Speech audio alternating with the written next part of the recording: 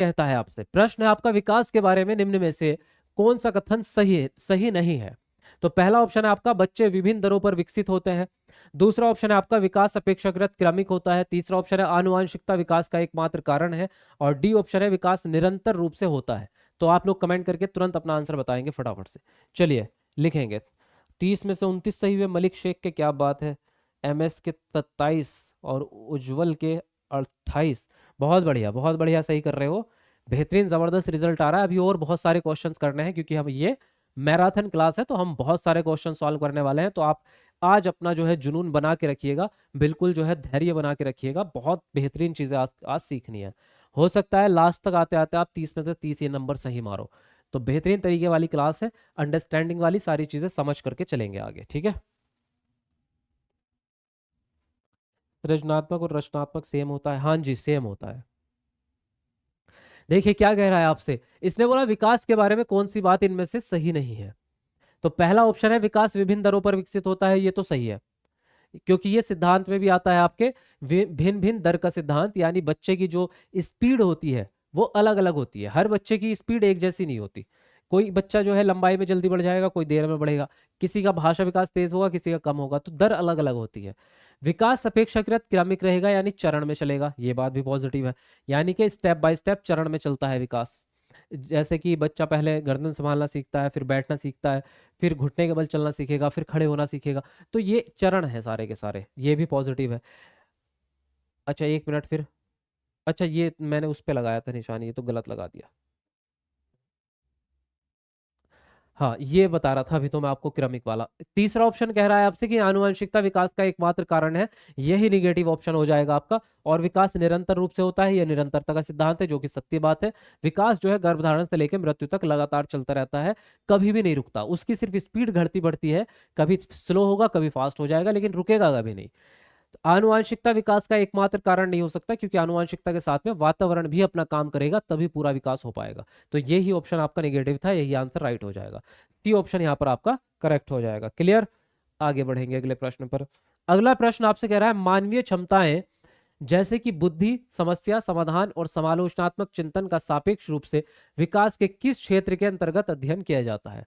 शारीरिक, संवेगात्मक, संज्ञानात्मक या नैतिक? तो बताएंगे यहाँ पर कौन सा ऑप्शन आपका सही होगा। चलिए लिखिए जल्दी से। और 1800 लाइक हमारे कंप्लीट होने वाले हैं, 2000 जल्दी हो जाएंगे। तो सभी लोग जिसने लाइक नहीं किया, एक बार कमेंट को नीचे करके लाइक कर दो। केवल 4 लाइक कम है, तो कौन करेगा 1800 लाइक? 1800 लास्ट लाइक कौन करेगा, जल्दी बताइए। लिखिएगा अपना अपना आंसर सब लोग।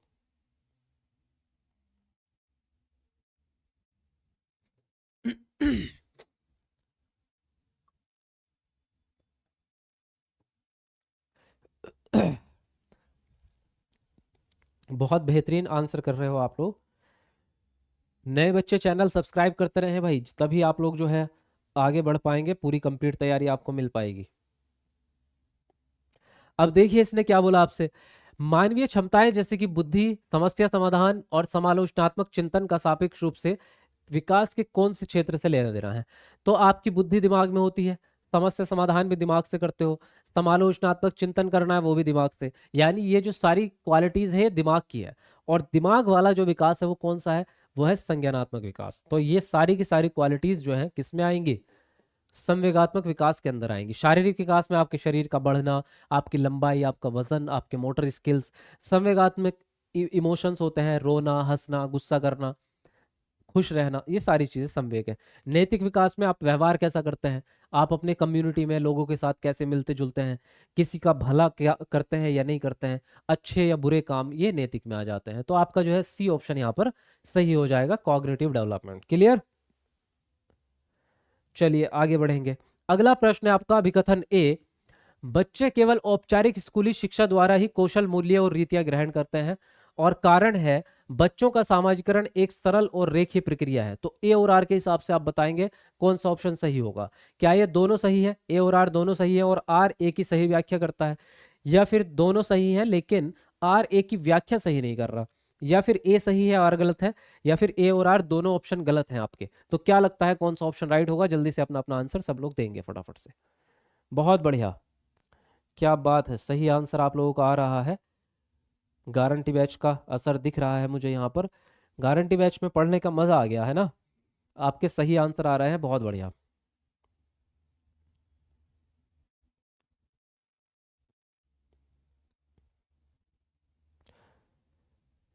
जी सर, कुछ समय के लिए ब्रेक दीजिए। ब्रेक आपको मिलेगा, देखो भाई, 9:30 बजे। ब्रेक जो मिलेगा आपको वो 9:30 बजे के बाद मिलेगा। तो अभी जो है, अभी थोड़ी देर आपको जो है धैर्य रखना पड़ेगा। ये अभी क्वेश्चंस को कंप्लीट करते हैं थोड़े से, फिर बीच में हम फिर 20-30 मिनट का ब्रेक लेंगे। तो फिर चाय पी के आना या खाना खा के आना बढ़िया से। फिर उसके बाद में क्लास को कंटिन्यू करेंगे, और ब्रेक के बाद भी वापस लौट के आना है सबको। अभी फिलहाल क्लास करो, अभी कुछ क्वेश्चंस और करते हैं। अभी इतना ज़्यादा लंबा समय भी नहीं हुआ, इतना तो हम डेली रूटीन की क्लास कर लेते हैं। इतना तो हम डेली वाली क्लास करते हैं, अभी तो कोई ज़्यादा क्लास लंबी हुई ही नहीं है। देखिए, बच्चे केवल औपचारिक स्कूली शिक्षा द्वारा ही कौशल, मूल्य और रीतियां ग्रहण करेंगे, ये बात आपकी गलत है। क्योंकि मूल्य और रीतियां, यानी या स्किल्स, ये केवल स्कूल से ही नहीं सीखता बच्चा। स्कूल के अलावा घर, परिवार, समाज, पड़ोसी, दुकानदार, सबसे सीखता है। तो ये कहना कि केवल औपचारिक स्कूल की शिक्षा ही ये सिखाएगी, ये बात गलत हो जाती है। फिर कह रहा है बच्चों का सामाजिकरण एक सरल और रेखीय प्रक्रिया है, ये ऑप्शन भी गलत है। क्योंकि मैंने ये बात आपको कल भी बताई थी कि कोई भी विकास या कोई भी अधिगम सरल नहीं होता। सब के सब जटिल होते हैं। आप डेवलपमेंट को भी प्राप्त करेंगे तो बड़ी मुश्किलों से होता है। चलना भी बच्चा सीखेगा तो 10 बार गिर गिर के तब सीखता है। आसान कोई भी चीज नहीं है। और दूसरी बात, विकास रेखिक नहीं होता, वर्तुलाकार होता है, यानी सीधे सीधे नहीं चलता। कभी घटता है, कभी बढ़ता है, कभी ऊपर जाएगा, कभी नीचे जाएगा, ऐसे विकास चलेगा आपका। कभी भी सीधे सीधे विकास नहीं चलता, रेखीय नहीं हो सकता। तो ये दोनों ही ऑप्शन गलत है, इसलिए आंसर राइट होगा आपका डी ऑप्शन। क्लियर? समझ में आया ये प्रश्न आप लोगों को? क्या नाम है? रिजवान अली। किसका नाम पूछ रहे हो आप? रिजवान अली? अगर मेरा नाम पूछ रहे हो तो मेरा नाम शादाब आलम है। चलिए अगला प्रश्न देखिए क्या कहता है। जीन प्याजे के अनुसार व्यक्ति किस अवस्था को प्राप्त करने के लिए समाधान की निरंतर खोज करने में लगा रहता है? पहला ऑप्शन है संतुलन, दूसरा संतुलन, तीसरा आत्मसातकरण और चौथा ऑप्शन है समंजन। चलिए बताएंगे आप कौन सा ऑप्शन यहाँ पर सही होगा। चलिए लिखेंगे जल्दी जल्दी से अपना आंसर।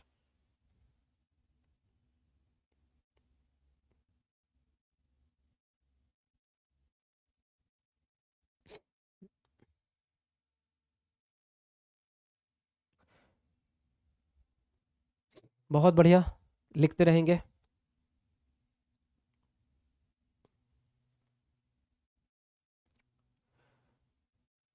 जी सर, आप कितनी भी देर तक पढ़ाइए, क्लास में बहुत मजा आता है पढ़ने में आपसे। रोशनी, बहुत बढ़िया।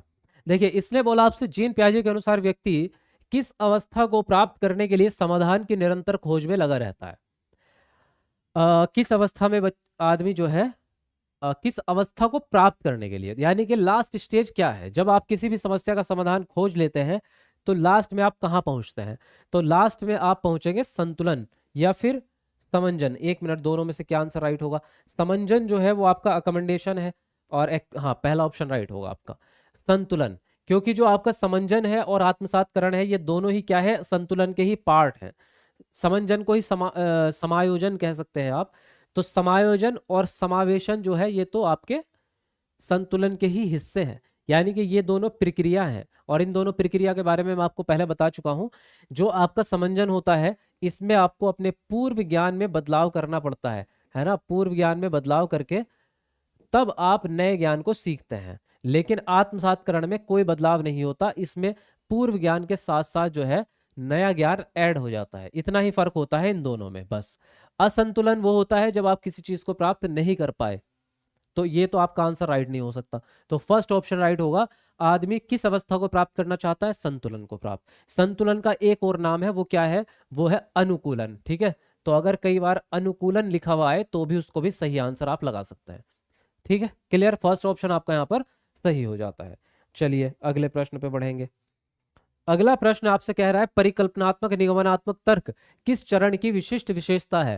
पहला ऑप्शन है संवेदी गत्यात्मक चरण, दूसरा है औपचारिक संक्रियात्मक चरण, तीसरा ऑप्शन है पूर्व संक्रियात्मक चरण, और डी ऑप्शन है मूर्त संक्रियात्मक चरण। तो बताइए कौन सा ऑप्शन यहाँ पर आपका सही होगा। लिखेंगे अपना अपना आंसर। बहुत बढ़िया, रोंग हुआ एक। अच्छा, राज प्रेम, कोई बात नहीं बेटा। बेटा तो आपको क्या ही कहूँ, सब लोग बड़े हैं आप, है ना।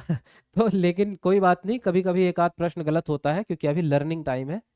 तो अभी आपको ज्यादा टेंशन नहीं लेनी इस बारे में, अभी सीखने का समय है, ठीक है।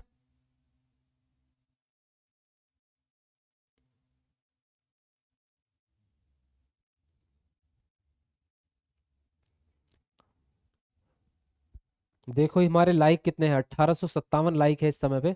तो 1857 की क्रांति की याद आ गई। 1857 लाइक है इस समय पे, तो आप लोग भी क्रांतिवीर हैं। और एजुकेशन में क्रांति लानी है आपको। देखिए, परिकल्पनात्मक निगमनात्मक तर्क किस चरण की विशेषता है? परिकल्पना यानी अमूर्त चिंतन, जहां पे आपको परिकल्पना शब्द दिख जाए तो समझ जाओ फोर्थ चरण की बात होगी, क्योंकि परिकल्पना बच्चा तभी करेगा। और निगमनात्मक भी साथ में आ गया। तो निगमनात्मक जो होता है वो नियम से आधारित होता है, तो ये फोर्थ चरण यानी कि औपचारिक संक्रियात्मक अवस्था के अंदर आते हैं। और इसकी ट्रिक भी मैंने आप लोगों को याद कराई हुई है। कल्पना परिपक्व हो गई है और अब वह निगमनात्मक रूप से अमूर्त चिंतन करने लगी है। बस एक लाइन याद रखनी है, इस लाइन के अंदर आपको सारे गुण समाहित हो जाते हैं चौथी अवस्था के। इसी तरह से मैंने आपको सारी अवस्थाओं के, चारों अवस्थाओं की एक एक ट्रिक बताई हुई है। तो आप यूट्यूब पे जाके, चैनल पे जब हमारे जाएंगे तो वहां पे आपको ट्रिक मिल जाएगी। फिलहाल यहाँ पर सेकंड ऑप्शन आपका राइट हो जाता है, जो कि जीन पियाजे का चौथी अवस्था है ना। चलिए आगे बढ़ते हैं अगले प्रश्न पर। अगला प्रश्न देखिए क्या कह रहा है। अगला प्रश्न कह रहा है, जीन पियाजे के संज्ञानात्मक विकास के सिद्धांत के अनुसार किस अवस्था में बच्चे अनैच्छिक यानी सहज क्रियाओं से ऐच्छिक क्रियाओं की ओर बढ़ना स्टार्ट कर देते हैं? पहला ऑप्शन है संवेदी गत्यात्मक, दूसरा है पूर्व संक्रियात्मक, तीसरा है मूर्त संक्रियात्मक और चौथा ऑप्शन है औपचारिक संक्रियात्मक। बताएंगे आप कौन सा ऑप्शन यहाँ पर सही होगा, लिखेंगे अपना अपना आंसर, जल्दी से बताइएगा।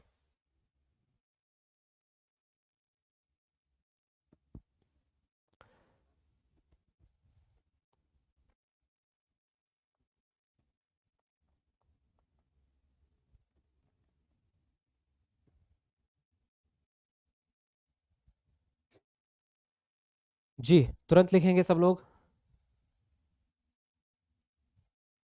बहुत बढ़िया। देखिए क्या कहा आपसे। इसने बोला है जीन पियाजे की संज्ञानात्मक विकास के सिद्धांत में किस अवस्था में बच्चे सहज क्रियाओं से ऐच्छिक क्रियाएं, यानी कि पहले अनैच्छिक क्रियाएं होती है। अनैच्छिक क्रियाएं कौन सी होती हैं? जिसको आप कहते हैं प्रतिवर्ती क्रियाएं, ऑटोमेटिक प्रक्रियाएं। जैसे कि हमारी पलके झपकना, इस पे हमारी इच्छा काम नहीं करती, ये ऑटोमेटिक काम है आपका। मुंह में लार आना, ये भी ऑटोमेटिक कार है, मतलब काम है। इसमें क्या होता है, जैसे ही हम कोई टेस्टी फूड की बात करें जो हमें पसंद है, अभी अगर मैं आपसे बात करूं कि अभी आम का सीजन चला था थोड़े दिन पहले, शायद अभी भी किसी किसी के घर में कच्चे आम लगे होंगे। तो आप कच्चे आम को कभी तोड़ते हैं, उसको चाकू से काटते हैं, फिर आप एक मसाला तैयार करते हैं जिसमें नमक डालते हैं, फिर थोड़ी सी मिर्च डालते हैं, थोड़ा सा मसाला धनिया वाला, और उसको मिक्स करके एक चटपटा एकदम से तैयार करते हैं मसाला। फिर उस आम को काट के उसमें हल्का हल्का पानी निकल रहा होता है, आम में कच्चा आम है ना, उसके ऊपर वो मसाला डालते हैं और फिर उसको जो है खाते हैं आप, खट्टा आम एकदम खट्टा चिल, और नमक मिर्च लगा के। तो आता है मजा कि नहीं आता?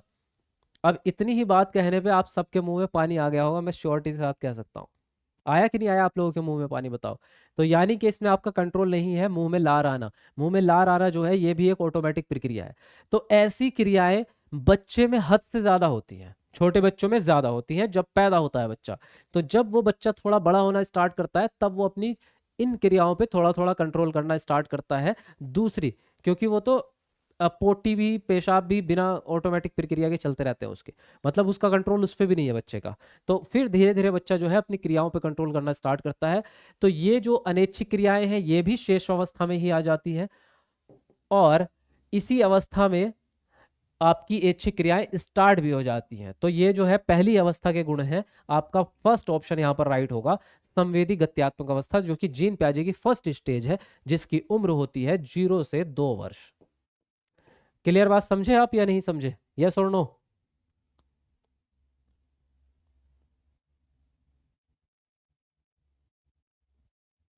सही है, बढ़िया। चलो आगे बढ़ते हैं अगले प्रश्न पर। अगला प्रश्न देखिए क्या कहना चाहता है आपसे।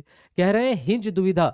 हिंज का तो आपको सबको नाम याद है ना, कॉलबर का नैतिक विकास का जो सिद्धांत था, उसमें हिंज दुविधा को सुनाने के बाद 8 वर्षीय गुरप्रीत कहता है कि हिंज को पैसे चुरा लेने चाहिए क्योंकि उसे इसकी जरूरत है।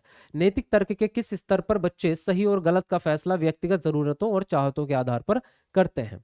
पहला ऑप्शन है दंड और आज्ञापालन अभिमुखता, दूसरा है यांत्रिक सापेक्षिक अभिमुखता, तीसरा ऑप्शन है अच्छा लड़का अच्छी लड़की अभिमुखता, और डी ऑप्शन है कानून और व्यवस्था अभिमुखता। तो बताइए यहाँ पर कौन सा ऑप्शन आपका सही होगा, लिखेंगे आप लोग अपना अपना आंसर। जी चलो 19 तो लाइक हमारे होने वाले हैं, 5 लाइक कम है, तो जल्दी जल्दी पूरे कर दो फटाफट से, कमेंट को नीचे करके लाइक कर दो जल्दी से। 2000 लाइक भी हमारे जल्दी हो जाएंगे अगर आप सब लोग करेंगे तो।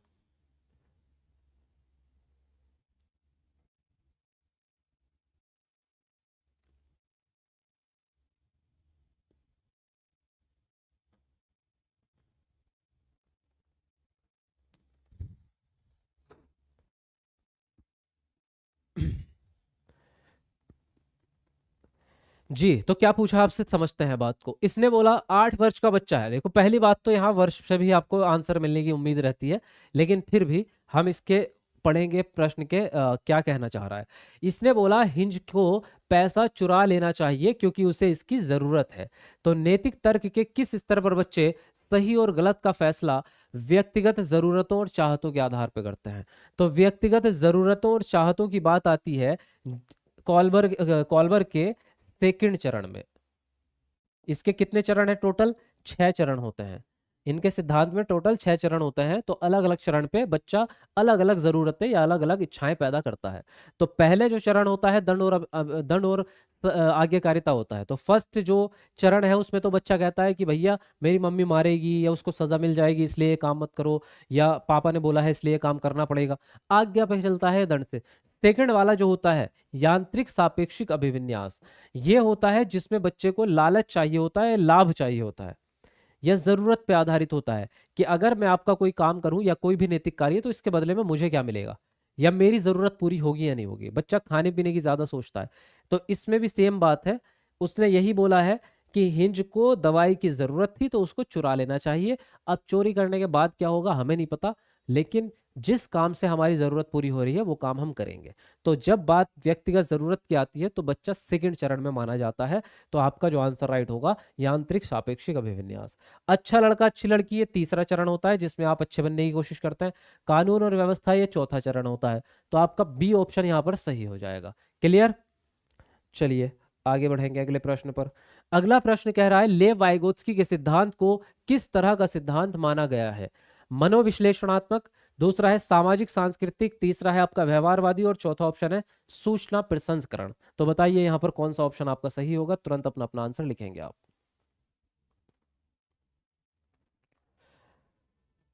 आज गलत हो रहा है सर, सूफी ऐसा क्यों भाई, फोकस करो थोड़ा ध्यान लगाओ। अगर रोज सही होते हैं आज गलत हो रहा है तो इसका मतलब ये थोड़ी है नॉलेज कम हो गई आज आपकी, अटेंशन की कमी लग रही है फिर।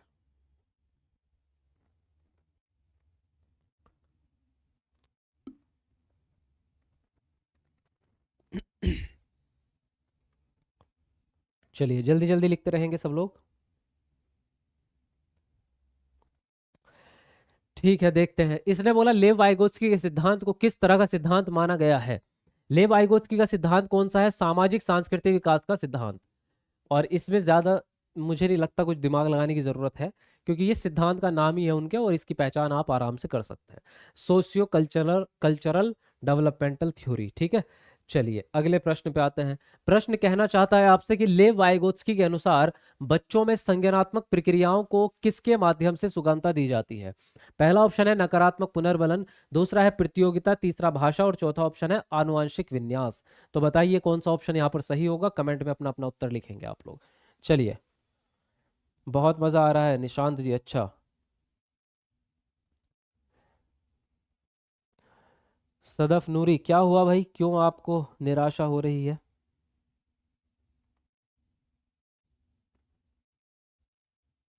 चलिए लिखिए अपना आंसर।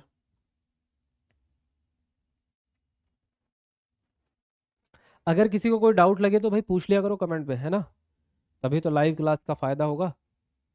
देखिए इसने क्या बोला, ले वाइगोत्स्की के अनुसार बच्चों में संज्ञानात्मक प्रक्रिया को किसके माध्यम से सुगम बनाया जाएगा? अब इनमें से ऐसी कौन सी चीज है जिसको वाइगोत्स्की प्रमोट करते हैं?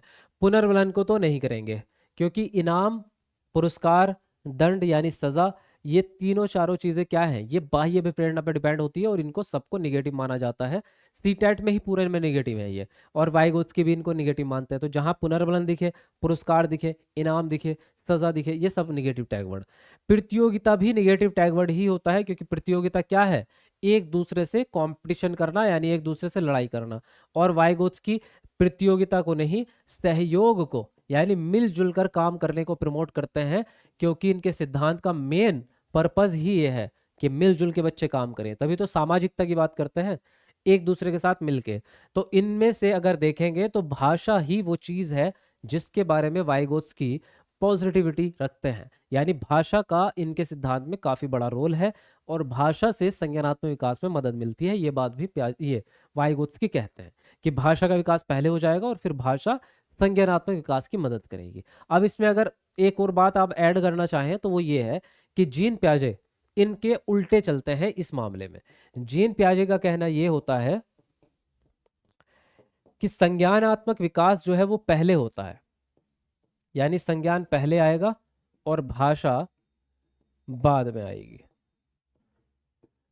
और वाइगोत्स्की क्या कह रहे हैं, वाइगोत्स्की कह रहे हैं कि भाषा पहले आएगी, संज्ञान बाद में आएगा।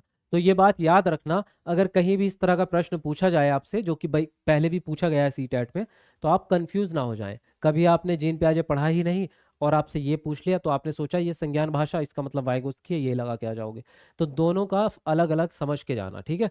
आनुवांशिकता से इनका कोई लेना देना नहीं है वाइगोत्स्की का, क्योंकि इनका पूरा सिद्धांत पैदा होने के बाद ही शुरू हुआ है, क्योंकि ये सामाजिक विकास के ऊपर ज्यादा बातें करते हैं। तो इनका आनुवांशिकता से लेना देना है नहीं।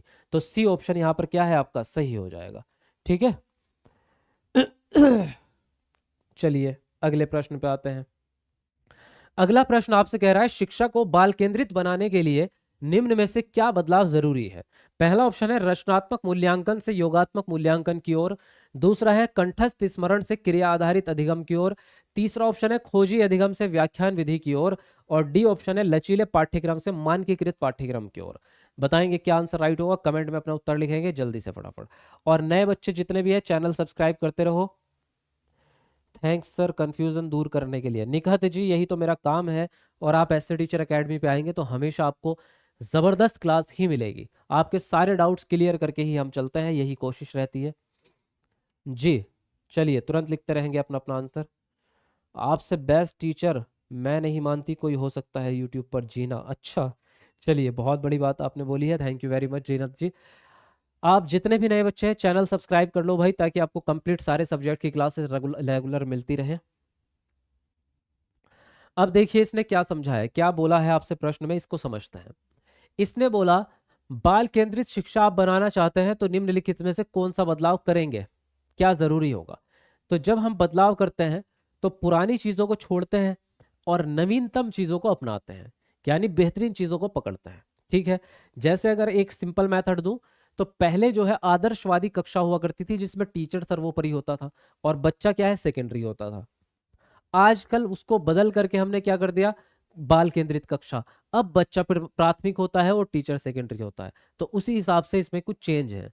रचनात्मक मूल्यांकन से योगात्मक में हम नहीं जाएंगे, क्योंकि रचनात्मक ही बेहतरीन है, तो हम बेहतरीन चीज को क्यों छोड़ें।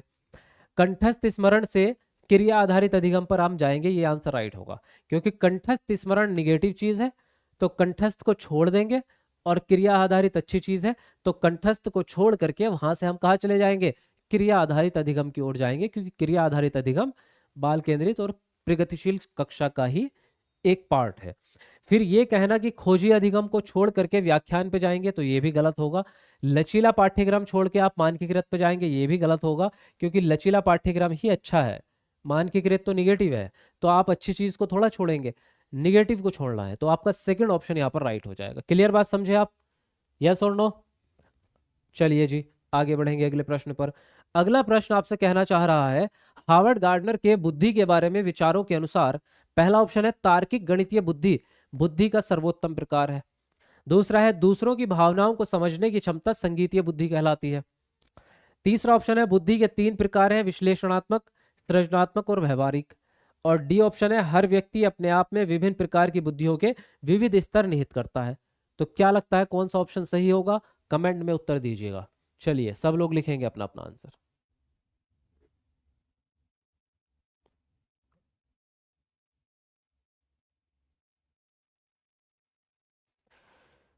सर बी और डी निगेटिव है ना? अच्छा निगेटिव है, अभी बताऊंगा आपको। चलो पहले ये वाला क्वेश्चन सॉल्व कर लो।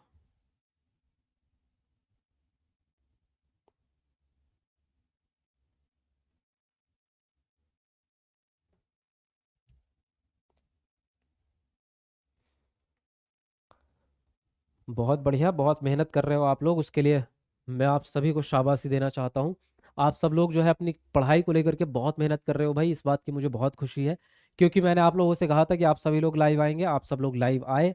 आपसे कहा था कि पूरी क्लास अच्छे से समझ करके करेंगे, आप लोग कर रहे हैं। आप लोग आंसर भी बहुत बढ़िया कर रहे हैं, इसका मतलब ये बताता है, आपके आंसर ये बता रहे हैं कि आप बिल्कुल फोकस के साथ पढ़ाई कर रहे हैं। तो ये बहुत अच्छी बात है। और ये साबित करता है कि एसए टीचर एकेडमी के स्टूडेंट इस बार पेपर को उड़ा के आएंगे, मतलब इस बार सीटेट में टॉपर बनेंगे, ऐसे टीचर एकेडमी के स्टूडेंट बनेंगे। तो इसलिए आप सभी लोग इसी तरह से मेहनत करते रहो, मुझे देख के अच्छा लगा। तो बेहतरीन ज़बरदस्त तरीके से पढ़ाई करते रहो। बाकी मेरे ऊपर छोड़ दो, पढ़ाना मेरा काम है, पूरी मेहनत करूंगा, चाहे मुझे दिन रात एक करनी पड़ जाए। आपको पास करा के रहूंगा, उसकी चिंता छोड़ दो। अब इसने जो बोला है हार्वर्ड गार्डनर ने, इनके जो सिद्धांत का नाम है वो आप सबको पता होना चाहिए। इनके सिद्धांत का नाम है बहुबुद्धि का सिद्धांत। ठीक है, और बहुबुद्धि के सिद्धांत का एक ही मतलब है कि बुद्धि विभिन्न प्रकार की होती है। बुद्धि विभिन्न प्रकार की होती है, और वो विभिन्न प्रकार की बुद्धि हर आदमी में है ना? अगर इसको नंबर की बात करेंगे तो 9 प्रकार की बुद्धि इन्होंने दी है, लेकिन हम इसको हमेशा ही विभिन्नता मानते हैं कि विभिन्न प्रकार की बुद्धि है। अब देखिए, तार्किक गणितीय बुद्धि बुद्धि का सर्वोत्तम प्रकार है, इन्होंने ऐसा बिल्कुल भी नहीं कहा। इनके हिसाब से कोई बुद्धि बहुत बेस्ट नहीं और कोई बुद्धि खराब नहीं, सारी बुद्धियां बेहतरीन है और सारी बुद्धि अपनी जगह फिट है। बस ये होता है जिस बुद्धि का इस्तेमाल आप ज्यादा करेंगे वो बढ़ जाएगी। आप डेली डेली भाषा का इस्तेमाल करो, आपकी भाषिक बुद्धि बढ़ जाएगी। आप रोज गणित सॉल्व करने लगो, आपकी गणितीय बुद्धि बढ़ जाएगी। तो कोई बुद्धि छोटी नहीं, कोई बड़ी नहीं, है ना? अम्मी जान कहा करती थी कोई धंधा छोटा नहीं होता और धंधे से बड़ा कोई मजहब नहीं होता। तो कोई बुद्धि छोटी नहीं हो रही होती, है ना? और बुद्धि से बड़ी कोई चीज भी नहीं होती दुनिया में। अब बात करें दूसरों की भावनाओं को समझने की क्षमता संगीतीय बुद्धि है, तो ये भी गलत। क्योंकि भावनाएं जो है वो संगीत से नहीं, अंतर वैयक्तिक बुद्धि से रिलेटेड होती है आपकी। ठीक है, फिर कहना कि बुद्धि के 3 प्रकार है, नहीं भाई साहब, मैंने आपसे कहा अभी कि 9 प्रकार हैं, है ना, हार्वर्ड गार्डनर के अनुसार। तो आपका डी ऑप्शन राइट जाएगा, क्योंकि मैंने अभी अभी आपसे बोला है कि बुद्धि विभिन्न प्रकार की होती है। तो हर व्यक्ति अपने आप में विभिन्न प्रकार की बुद्धि रखता है और उन बुद्धियों के विविध स्तर रखता है। मैंने कहा कि हर आदमी में पूरी की पूरी बुद्धि है, 9 की 9, लेकिन 9 की 9 बुद्धि बराबर नहीं होती। जिस बुद्धि का आप ज्यादा प्रशिक्षण करते हैं वो बढ़ जाती है। आप डेली मैथमेटिक्स पढ़ना स्टार्ट कर दो, आपकी गणितीय बुद्धि बहुत हाई हो जाएगी, लेकिन अंतर वैयक्तिक कम रह जाएगी। आप जो है पेंटिंग्स बनाना स्टार्ट कर दो, तो आपकी स्थानिक बुद्धि बहुत बढ़ जाएगी। तो जिस बुद्धि का इस्तेमाल करोगे, इसीलिए विविध स्तर हैं बुद्धियों के। 9 के 9 प्रकार की बुद्धि बराबर नहीं होती किसी भी आदमी में। तो यहाँ पर डी ऑप्शन आपका सही चला जाएगा। क्लियर बात समझे आप या नहीं? यस और नो? चलिए अगले प्रश्न पे बढ़ेंगे हम। जी सर, बहुत बढ़िया। अगला प्रश्न आपसे कह रहा है, अभिकथन ए, एक अध्यापिका को विद्यार्थियों को किसी समस्या पर कार्य करते समय अपने विचारों के मौखिकीकरण के लिए प्रोत्साहित करना चाहिए, और कारण है निजी वाक बच्चों के संज्ञानात्मक विकास को सुसाधित करती है। तो ए और आर के हिसाब से बताएंगे आप कौन सा ऑप्शन सही होगा। पहला ऑप्शन है ए और आर दोनों सही हैं और आर ए की सही व्याख्या करता है। दूसरा है ए और आर दोनों सही हैं लेकिन आर ए की सही व्याख्या नहीं करता है। डी सी ऑप्शन है ए सही है और आर गलत है, और डी है कि दोनों ही गलत है। तो क्या लगता है, अभी ऑप्शन को पढ़ करके समझिएगा बात को, बताइए क्या आंसर राइट होगा।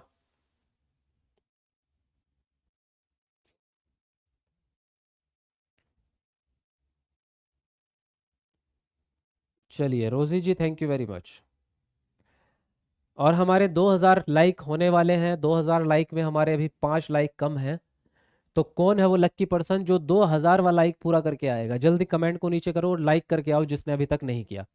नए पुराने सभी स्टूडेंट एक बार लाइक कर दो कमेंट को, मजा आ जाएगा। जल्दी एक बार कमेंट को नीचे करो और वीडियो लाइक कर दो।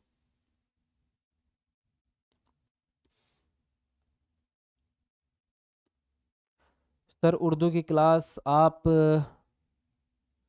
सर मैं आपकी पुरानी स्टूडेंट हूँ, तब से हो कब से होगी प्लीज़? उर्दू की क्लास तो आपकी चल रही है, ऐप में तो चल रही है, और यूट्यूब पर डेली नहीं होती, अल्टरनेट डेज पे ही करा पाऊंगा, डेली नहीं करा पाऊंगा। देखिए, एक अध्यापिका को विद्यार्थियों को किसी समस्या पर कार्य करते समय अपने विचारों के मौखिकरण के लिए प्रोत्साहित करना चाहिए, इसमें कोई गलत बात नहीं है। तो ये आपका पॉजिटिव हो जाएगा। मौखिकीकरण होता क्या है? किसी भी समस्या को बोल बोल कर सॉल्व करना, जैसे हम भी करते हैं जब हम अकेले होते हैं तो हम अपने आप से बातें करने लगते हैं। इसको निजी वाक भी बोलते हैं। जो आपके वाइगोत की है, इन्होंने इसको प्राइवेट स्पीच का संज्ञा दी है कि बच्चा अपने आप से बातें करता है कभी कभी, तो वो अपने दिमाग में जो विचार आते हैं उनको सही दिशा देने के लिए मुंह से बोल देता है। तो आप अपने विचारों को कंट्रोल कर रहे हैं, तो इसमें कोई गलत थोड़ी है, इसमें पॉजिटिविटी है। और निजी वाक कहा मैंने अभी आपसे, निजी वाक बच्चों के संज्ञानात्मक विकास को सुसाधित करता है।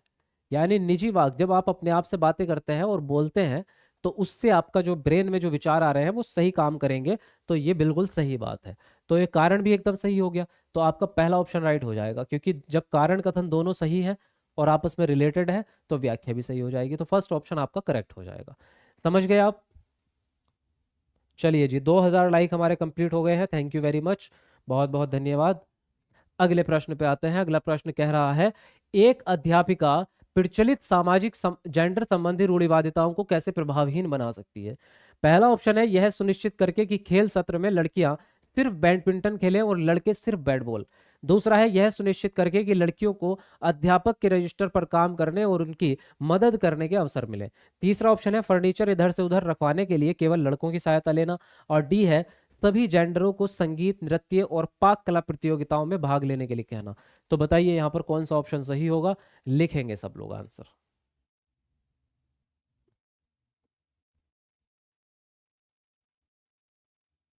चलिए तुरंत अपना आंसर लिखेंगे सब लोग जल्दी से।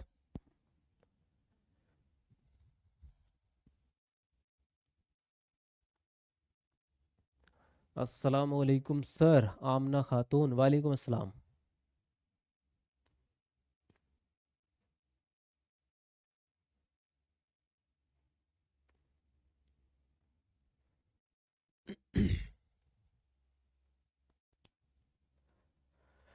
जी, तो अब हम बात करते हैं, क्या कह रहे हैं ये, इसने बोला है आपसे कि एक अध्यापिका सामाजिक जेंडर संबंधी रूढ़िवादिताओं को प्रभावहीन कैसे बना सकती है, यानी कैसे खत्म कर सकती है। तो अगर आप जेंडर रूढ़िवादिता को खत्म करना चाहते हैं तो क्या करेंगे, देखिए, ये सुनिश्चित करना कि खेल सत्र में लड़कियां सिर्फ बैडमिंटन खेलें और लड़के सिर्फ फुटबॉल। तो आपने तो रूढ़िवादिता बढ़ा दी, और क्योंकि आपने खेल को ही जेंडर से संबंधित कर दिया, तो ये तो गलत हो जाएगा। ये सुनिश्चित करना कि लड़कियों को अध्यापक के रजिस्टर पर काम करने की मदद के अवसर मिले। तो केवल लड़कियों को ही क्यों मिले, लड़कों को क्यों नहीं मिल रहे अवसर? दोनों को मिलने चाहिए, ये भी गलत। फर्नीचर इधर से उधर करने के लिए केवल लड़कों की सहायता, क्यों केवल लड़कों लड़कों से ही, क्यों लड़कियों की मदद क्यों नहीं ले रहे हो? तो कहीं पर भी अगर किसी एक जेंडर के ऊपर बात आ रही है, चाहे वो लड़के पे आए या लड़की पे, तो वो तो रूढ़िवादिता ही रहेगी। आपकी रूढ़िवादिता तब खत्म होती है जब आप सभी जेंडर्स को बराबर समझते हैं और सबको इंक्लूड करते हैं। तो सभी जेंडरों को संगीत, नृत्य और पाक कला में भाग लेने के लिए प्रोत्साहित करना या भाग लेने के लिए कहना। तो जब सारे जेंडर आपके एक साथ आ जाएंगे और सबको आप बराबर समझेंगे तो आपकी रूढ़िवादिता खत्म हो जाएगी। तो यहाँ पर डी ऑप्शन आपका सही हो जाता है। क्लियर? समझ गए? चलिए आगे बढ़ते हैं अगले प्रश्न पर। अगला प्रश्न आपसे क्या कहना चाहता है, देखिए, विद्यार्थियों को समालोचनात्मक चिंतन को बढ़ावा देने के लिए महत्वपूर्ण है कि निम्नलिखित हेतु प्रचुर अवसर प्रदान किए जाए। पहला ऑप्शन है विषय वस्तु का कंठस्थीकरण। दूसरा है अध्यापिका के निष्क्रिय अनुसरण हेतु। तीसरा है विविध जानकारियों की पुष्टि करने हेतु। और फोर्थ है किसी समस्या पर अपसारी चिंतन करना। तो बताइए यहाँ पर कौन सा ऑप्शन आपका सही होगा? जो इनमें से पॉजिटिव लगे वो गिन करके अपना आंसर दे देना। चलिए बताइए। आप मेरा कमेंट कभी नहीं पढ़ते हैं, आर्यन ठाकुर, बताओ पढ़ तो लिया आपका कमेंट, बताओ क्या कहना चाह रहे हो। सर आपका क्लास देखने से हमें 200 का, अबे यार नितेश, ऐसी ऐसी बातें लिख रहे हो कमेंट में, वो भी पढ़ाई वाली वीडियो में, है ये तो गैर कानूनी है बिल्कुल। कह रहे हैं कि मैंने क्लास देखते देखते बियर पी लिया। तो यार ऐसी ऐसी बातें कमेंट में लिखनी अच्छी बात है ये? सर जी, आप लास्ट में ऑनलाइन क्लासेस कब से हैं और बाद में सबका पीडीएफ फॉर्मेट कब से है? आप कुछ करें। अच्छा ठीक है, वो लास्ट में बात करेंगे उस बारे में। चलिए बताइए जल्दी से अपना आंसर। सर मैं भी आया, एक बार मेरा नाम लीजिए। संजय यादव। चलिए, अब यहाँ पे हम बात कर रहे हैं, इसने बोला समालोचनात्मक चिंतन को आप बढ़ाना चाहते हैं तो निम्नलिखित में से कौन से अवसर देने पड़ेंगे। तो कंठस्थीकरण से तो भाई साहब बढ़ेगा नहीं समालोचनात्मक चिंतन। समालोचनात्मक चिंतन ही सृजनात्मकता जो अभी हमने पढ़ी थी ना थोड़ी देर पहले, कि नए विचार दिमाग में आना, किसी भी चीज को विभिन्न प्रकार से सॉल्व करना, यही समालोचनात्मक चिंतन में भी आता है।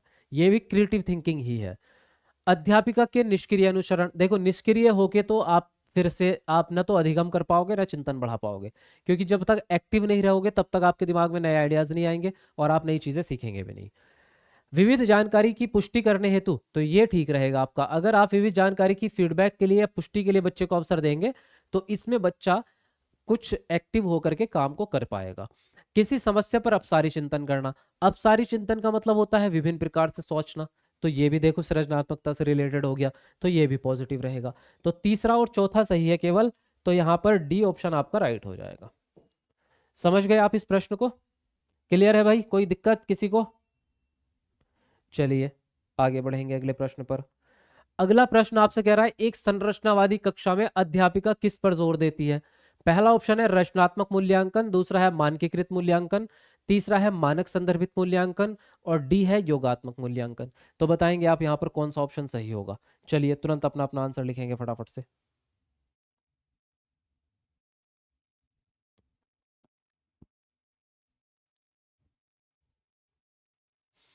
जी बहुत बढ़िया, लिखते रहिए अपना आंसर।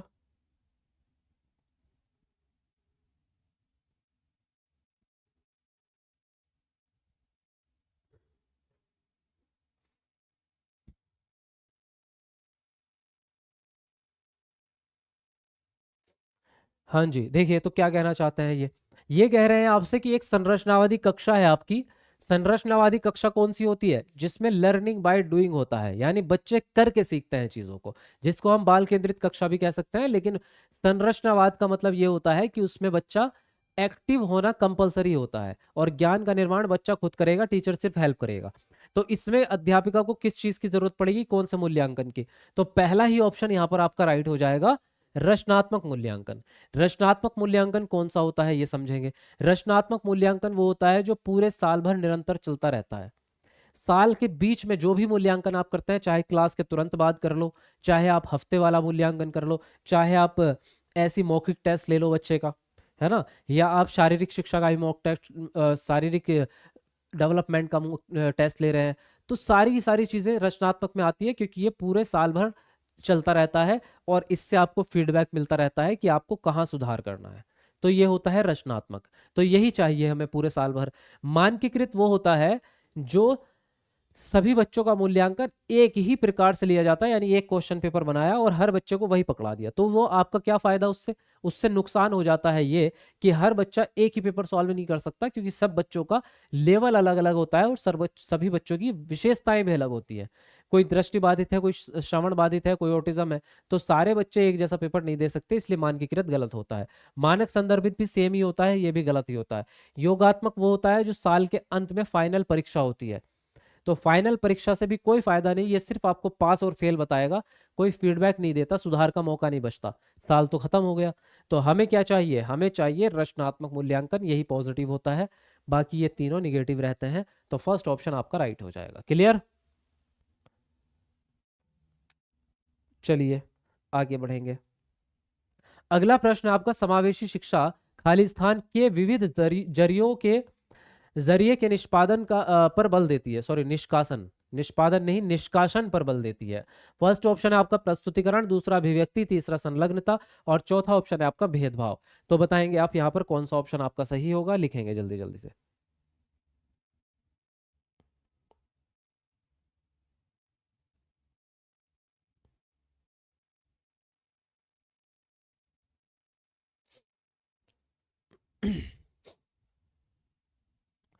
जी अच्छा, हाँ जी लिखते रहो अपना अपना आंसर फटाफट से, बहुत बढ़िया। और नए बच्चे जितने लाइव जुड़ रहे हैं तो चैनल को, वीडियो को लाइक करते रहो सभी लोग। हाँ जी,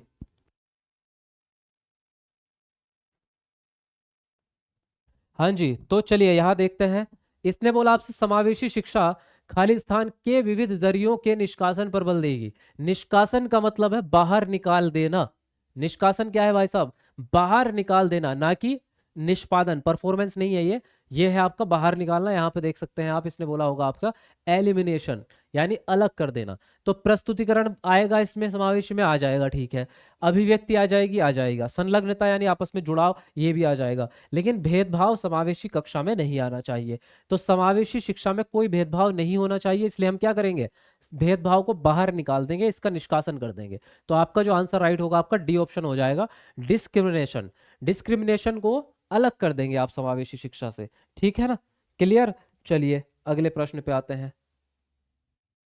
अगला प्रश्न आपके सामने आ चुका है, कह रहा है कि एक ऐसी कक्षा में जिसमें विविध सामाजिक आर्थिक परिवेश के विद्यार्थी आते हैं, एक अध्यापिका को क्या करना होगा? चलिए पढ़ेंगे आप इसको और जल्दी से अपना आंसर बताएंगे।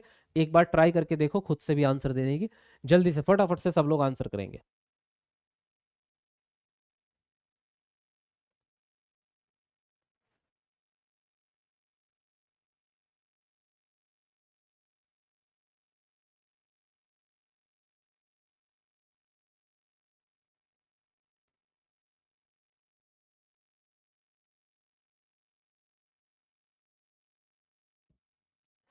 जी, चलो लिखो जल्दी से। सर भूख लग गया है, ब्रेक दीजिए। ब्रेक आपको मिल जाएगा, अभी थोड़ी देर और रुको। अभी हम ब्रेक करेंगे ये वाला सेट खत्म होने के बाद। तो अभी 13 प्रश्न सॉल्व करने हैं बस, ज्यादा नहीं, है ना? तो 15 मिनट में 13 प्रश्न को 15 मिनट में जल्दी से सॉल्व करेंगे, 15-20 मिनट में। फिर उसके बाद ब्रेक करेंगे, है ना? तो थोड़ा सा और वेट करो, क्योंकि मुझे भी खाना है। खाना तो मैं कौन सा खाना खा के बैठा हूँ, है ना? मैंने भी दोपहर ही खाया था। तो मैं तो बल्कि खड़े होके काम कर रहा हूँ, चल भी रहा हूँ इधर उधर, तो मुझसे तो आपसे ज़्यादा भूख लगेगी। तो जब मैं हिम्मत कर रहा हूँ तो आप भी करो थोड़ी सी, क्योंकि फिर उसके बाद में क्या है कि लंबी क्लास बचे ना ज़्यादा, है ना? तो पहले अच्छे से अभी पढ़ लेते हैं थोड़े से, फिर उसके बाद आगे बढ़े वो करेंगे, ब्रेक करेंगे, फिर उसके बाद वापस से पढ़ाई करेंगे, ठीक है? जी। अब देखिए इसने क्या कहा आपसे। इसने बोला एक ऐसी कक्षा में जिसमें विविध सामाजिक आर्थिक पृष्ठभूमि के बच्चे हैं, यानी विभिन्नता वाली कक्षा है, सीधी बात। जहां विविध प्रकार के बच्चे आ गए, वो समावेशी कक्षा हो जाएगी। अब समावेशी कक्षा के हिसाब से आंसर देंगे हम। अधीनस्थ समूह से संबंधित विद्यार्थियों के लिए कमतर अपेक्षाएं बनाना, यानी ऐसे समूह जो निचली कास्ट के होते हैं, या जो दबे हुए होते हैं, जिनको समाज ने दबा के रखा है, अधीनस्थ, उनके लिए आप क्या कर रहे हैं? उनसे कम अपेक्षाएं रख रहे हैं। तो हम क्यों कम रख रहे हैं, ये बात तो गलत हो जाएगी आपकी। अगर हम उनसे कम अपेक्षाएं रखेंगे तो कभी भी आगे नहीं बढ़ पाएंगे फिर। तो एक बात और मैं आपको क्लियर बता दूं, कि कभी भी किसी एक पार्टी की तरफ नहीं जाना आपको, चाहे वो इधर की हो चाहे उधर की हो, कि हम इंटेलिजेंट बच्चों को ज्यादा सपोर्ट करेंगे, हम जो है अमीर बच्चों को ज्यादा सपोर्ट करेंगे, वंचित पृष्ठभूमि वाले बच्चों को ज्यादा सपोर्ट करेंगे। जहां पे भी किसी एक कैटेगरी की बात आएगी, वहीं आपका निगेटिव हो जाएगा प्रश्न। क्यों? क्योंकि समावेशी शिक्षा किसी एक पर डिपेंड नहीं करेगी, वो सबको बराबर मानती है। अब देखिए, समावेशी भाषा, जैसे कि हमारा विद्यालय, हमारी कक्षा का इस्तेमाल आप करेंगे, तो इसमें क्या होगा कि सभी बच्चों को ये महसूस होगा कि ये जो कक्षा है ये हमारी, मतलब हम सब की है, यानी मैं भी इसमें पूरा हिस्सेदार हूं, और मैं भी बाकी बच्चों के बराबर हूं। तो जब आप इस तरह की वर्डिंग यूज करेंगे और इसी तरह से बिहेव करेंगे, तो सारे बच्चे आपस में मिलके रहेंगे, किसी को ज्यादा किसी को कम नहीं लगेगा। तो ये तरीका बेस्ट है। प्रबल समूहों से संबंधित, देखो फिर से वही बात आ गई, किसी भी एक समूह पे जाएंगे ना तो वो आंसर गलत है। अधीनस्थ समूह से संबंधित, गलत। किसी भी एक समूह पे नहीं जा सकते, सबकी बात करनी पड़ेगी आपको, सारे बच्चे एक साथ काम करने चाहिए, ठीक है ना? चलिए आगे बढ़ेंगे अगले प्रश्न पर। अगला प्रश्न देखिए आपसे क्या कह रहा है। दृष्टिबाधित विद्यार्थियों के सफल समावेशन के लिए अध्यापक को क्या करना चाहिए? पहला ऑप्शन है अवधारणा की व्याख्या के लिए चित्रों का प्रयोग करना चाहिए। दूसरा है सभी प्रकार की लिखित सामग्रियों को मौखिक रूप से प्रस्तुत करना चाहिए। तीसरा है विद्यार्थियों से बात करते समय हाथों का खूब इस्तेमाल करना चाहिए। और डी है दिखाए जा रहे वीडियो के उपशीर्षक देना चाहिए। तो बताएंगे आप कौन सा ऑप्शन सही होगा? लिखिए अपना आंसर। सर आप खाना खाकर आए हो? नहीं, खाना नहीं खाया अभी मैंने। मैं तो ऐसे ही आ गया था, खाना खाऊंगा मैं बीच में, ब्रेक लेंगे जब। जी।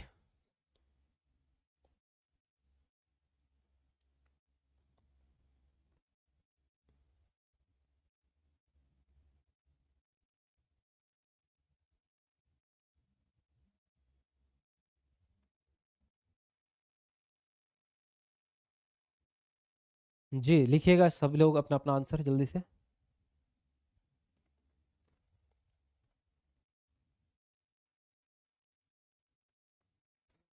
देखिए इसने क्या बोला आपसे, दृष्टिबाधित बच्चों के सफल समावेशन के लिए अध्यापक को क्या करना चाहिए।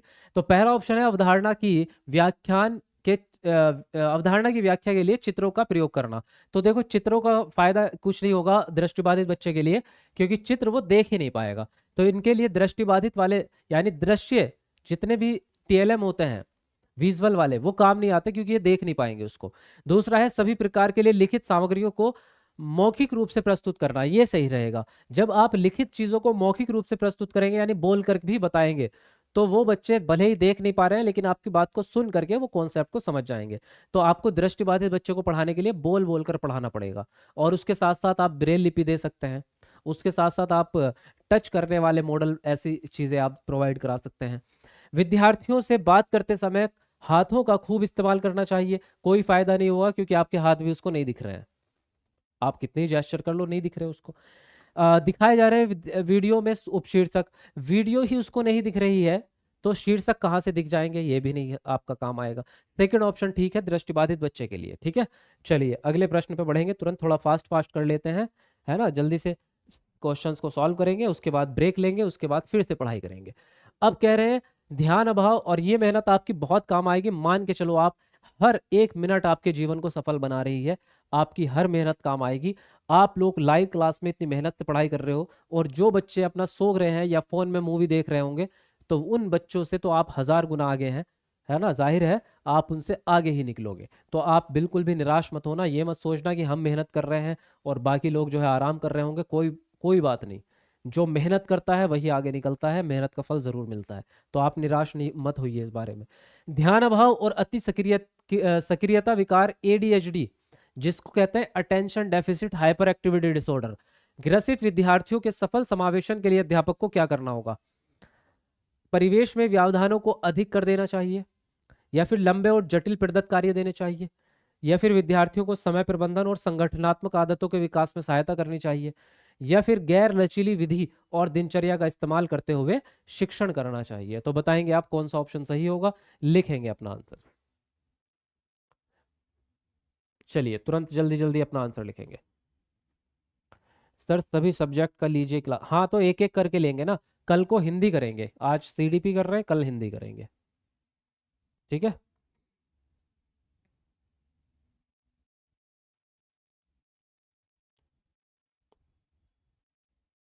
बहुत बढ़िया।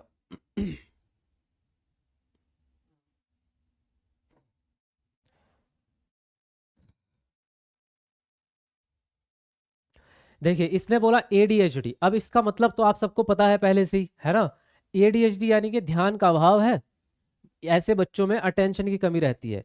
जैसे आप लोग जो है 1 घंटा 2 घंटा क्लास पढ़ लेते हो, किताब पढ़ लेते हो, ये बच्चे 5 मिनट भी नहीं रुक पाते किसी एक काम पे। आप क्लास में पढ़ाने बैठोगे 5 मिनट में उठ के भाग जाएगा बच्चा, इधर उधर जाके चीजें फेंकने लग जाएगा। एक्टिव ज्यादा होते हैं, हाइपर होते हैं, है ना। तो इनको क्या सिखाना पड़ता है, इनको टाइम मैनेजमेंट सिखाना है, इनको बैठना सिखाना पड़ेगा कि ये बच्चा 20 मिनट बैठ जाए एक जगह और हमारी बात को ध्यान से सुन ले। तो धीरे धीरे करके इनका टाइम मैनेजमेंट करेंगे और समय प्रबंधन। तो इसका जो आंसर राइट होगा वो यही होगा कि विद्यार्थियों को समय प्रबंधन और संगठनात्मक आदतों के विकास में सहायता करेंगे आप। संगठनात्मक आदतों का मतलब ये है कि एक काम को एक साथ ये मिल करके कर सके। ऐसा नहीं कि अभी तो खाना खाने बैठे थे तो 3 निवाले इन्होंने खाए खाने के, फिर उठ के जो है इधर को अपना खेलने लग गए, उसको भी छोड़ दिया बीच में। तो एक काम को कम से कम एक समय पे कर सके संगठित रूप से, तो ये आपको सिखाना है। ठीक है, अगर आप व्यवधान बढ़ा देंगे यानी डिस्ट्रैक्शन बढ़ा देंगे, तो वो तो पहले से ही ध्यान नहीं दे पा रहा, वो और ज्यादा परेशान कर देगा बच्चा। अगर लंबे लंबे काम देंगे तो भी गलत रहेगा, क्योंकि उसकी अटेंशन क्या है, बहुत छोटी है, लंबे काम वो नहीं कर पाएगा। गैर लचीली विधि विधि अपनाएंगे, यानी जिसमें बिल्कुल भी चेंज ना कर सकें आप, तो वो भी उसके काम नहीं आएगी, क्योंकि वो स्ट्रिक्ट चीजें आपकी मानेगा नहीं। तो आपका सी ऑप्शन यहाँ पर राइट हो जाएगा। क्लियर, समझ में आ गया ये प्रश्न आपको, है ना। चलिए आगे बढ़ेंगे अगले प्रश्न पर। अगला प्रश्न है पठन वैकल्य सापेक्ष रूप से किस क्षेत्र में चुनौती पैदा करता है। पहला ऑप्शन है लिखित विषय सामग्री के बोध में, दूसरा है शारीरिक गतिविधियों के समन्वयन में, तीसरा ऑप्शन है दूसरों की भावनाओं को समझने में, और डी ऑप्शन है चित्र बनाने में। तो बताइए आप यहाँ पर कौन सा ऑप्शन सही होगा, लिखेंगे सब लोग आंसर। जी, यस सर, हाँ जी सर। आप इतने गोरे हो या लाइट के जैसे चमक रहे हो, बड़ी अच्छी स्किन है। अरे यार, एकदम चमकदार राधा। हाँ हाँ, गोरा तो मैं हूँ, ये बात तो चलो मैं एक्सेप्ट करता हूँ, लेकिन आप अपने फ़ोन की ब्राइटनेस थोड़ी कम कर लो। ठीक है, यही हो सकता है, और क्या करूँ मैं। अब मैं अपना चेहरे पे काला मेकअप तो करके नहीं आऊँगा। देखिए, इसने बोला पठन वैकल्य सापेक्ष रूप से किस क्षेत्र में चुनौती पैदा करेगा। पठन वैकल्य क्या है? डिसलेक्सिया। डिसलेक्सिया वाले बच्चे को किस चीज में दिक्कत आती है? लिखने में, ओ सॉरी, पढ़ने में। डिसलेक्सिया वाले बच्चे को पढ़ने में। अब इन ऑप्शन में से किस में पढ़ने की बात हो रही है? इसमें पहले ऑप्शन में पढ़ने की बात हो रही है, क्योंकि लिखित सामग्री को समझना, लिखित सामग्री का बोध ही तो पठन कहलाता है। भाई, लिखी हुई चीज को जब आप समझ जाओगे, वही तो पढ़ना कहलाएगा। तो इसी में दिक्कत आती है इस बच्चे को। इसको शरीर में कोई दिक्कत नहीं, इसको भावना में कोई दिक्कत नहीं, इसको चित्र में कोई दिक्कत नहीं, इसको आती है पढ़ने में दिक्कत। पहला ऑप्शन यहाँ पर सही हो जाएगा। ठीक है, समझ गए? चलो जी, आगे बढ़ेंगे अगले प्रश्न पर। अगला प्रश्न कह रहा है प्रभावशाली और अर्थपूर्ण अधिगम के लिए अध्यापक को किस प्रकार की शिक्षण शास्त्रीय प्रविधियों का इस्तेमाल करना चाहिए। पहला है सांस्कृतिक रूप से प्रासंगिक, दूसरा है मानकीकृत, तीसरा है परीक्षा केंद्रित, और डी ऑप्शन है व्यवहारवादी। तो बताइए यहाँ पर कौन सा ऑप्शन आपका सही होगा, लिखेंगे जल्दी जल्दी आप। बहुत बढ़िया।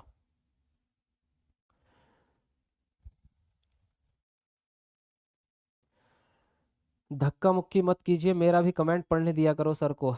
अरे चांदनी जायसवाल, पढ़ रहे हैं, आपका भी पढ़ रहे हैं। चलो 2100 लाइक हमारे होने वाले हैं पूरे, जल्दी जल्दी पूरे करते रहो फटाफट से। 2500 लाइक पूरे कर दो, फिर 2500 लाइक पे आपका ब्रेक भी हो जाएगा, तब तक टाइम है ना। तो जल्दी जल्दी लाइक कर दो, जिसने नहीं किया कमेंट में, कमेंट को नीचे करके लाइक करते रहो। सर आप अच्छा सा पढ़ाते हैं, आपसे पढ़ के लगता है इंटरेस्ट भी बनता है। अच्छा, बहुत अच्छी बात है। इसने बोला आपसे प्रभावशाली और अर्थपूर्ण अधिगम के लिए अध्यापक को किस प्रकार की रणनीति या किस प्रकार का टीचिंग मेथड अपनाना चाहिए। सांस्कृतिक रूप से प्रासंगिक हो, हाँ ठीक बात है। मानकीकृत तो नेगेटिव टैग वर्ड होता है, मैंने अभी ऊपर वाले प्रश्न में बताया था। मानकीकृत तो पूरे सीटेट में कहीं भी दिखे ना, वो निगेटिव ही है। परीक्षा केंद्रित भी निगेटिव है आपका, क्योंकि हमें चाहिए बाल केंद्रित। व्यवहारवादी ये भी गलत है आपका, क्योंकि हमें चाहिए रचनावादी। व्यवहारवादी नहीं, रचनावादी, क्योंकि व्यवहारवादी क्या है, बाह्य भी प्रेरणा पर डिपेंड रहता है। रचनावादी क्या है, ये करके सीखने को कहता है, तो रचनावादी अच्छा होता है। सांस्कृतिक रूप से प्रासंगिक का मतलब ये होता है कि बच्चे का जो जीवन है, बच्चे का जो वातावरण है, जो समाज है, जो संस्कृति है, उससे रिलेटेड होना। तो जब बच्चे के समाज से रिलेटेड रहेगा, मतलब बच्चे के दैनिक जीवन से रिलेटेड रहेगा, जो आप पढ़ाओगे, वही आपका बढ़िया तरीका होता है। पहला ऑप्शन आपका सही हो जाएगा। समझे बात? चलिए आगे बढ़ेंगे अगले प्रश्न पर। अगला प्रश्न देखिए क्या कहना चाहता है। राष्ट्रीय शिक्षा नीति 2020 अधिगम के कौन से तरीकों पर बल देती है। पहला है अनुभवात्मक अधिगम, दूसरा है डिजिटल अधिगम, तीसरा है वैज्ञानिक अधिगम, और चौथा है करके सीखना। बताओ यहाँ पर कौन से पॉजिटिव है जो सही आंसर लगाओगे। चलिए जल्दी से बताएंगे आप।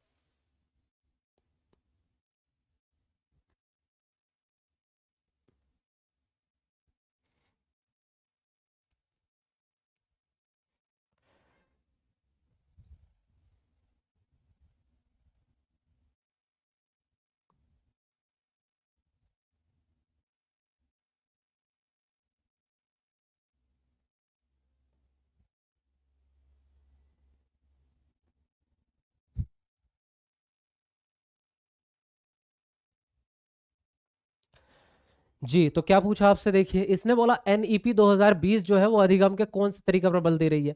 अनुभवात्मक, यस। डिजिटल, यानी कि टेक्नोलॉजी, तो टेक्नोलॉजी तो आजकल इस्तेमाल हो रही है, क्लासरूम में भी डिजिटल बोर्ड से पढ़ाया जाता है, लैपटॉप से पढ़ाया जाता है आजकल स्कूलों में।